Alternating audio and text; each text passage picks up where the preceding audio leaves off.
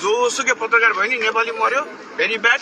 अनि यो आन्दोलनको एउटा उद्देश्य यो थिएन है कसैको प्राइभेट प्रपर्टी डिस्ट्रोय गर्ने अनि कसैको ऊ गर्ने लक्ष्य चाहिँ थिएन। तर हाम्रो यो भिडभाड छ नि यो राजावादीको आन्दोलन चाहिँ गलत डिरेक्सनमा चाहिँ गयो भनेको कमान्डिङ राम्रो हुन सकेन। हजुर कमान्डिङ राम्रो भएन।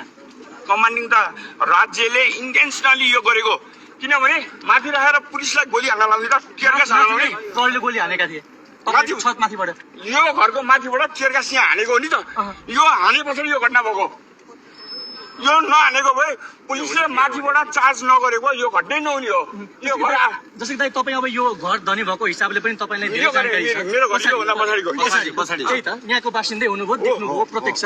त्यस अर्थमा तपाईँले यति भनिदिनुहोस् कि ठ्याक्कै सुरुमा प्रदर्शनकारीले ढुङ्गामुढा गरे कि माथिबाट चार्ज हानेको पुलिस उतातिर थियो सबै उता फोकस थियो यहाँबाट हाने पछाडि सबैले यतातिर फोकस भएपछि अनि यो नबाँचेको हो। आज यो भ्रम नपरे हुन्छ क्यामेरा 10तिर छ होइन हेर्नुहोस् होइन घटना भयो दुर्भाग्य भयो जो मर्यो नि दुर्भाग्य भयो नि त दुर्भाग्य होइन।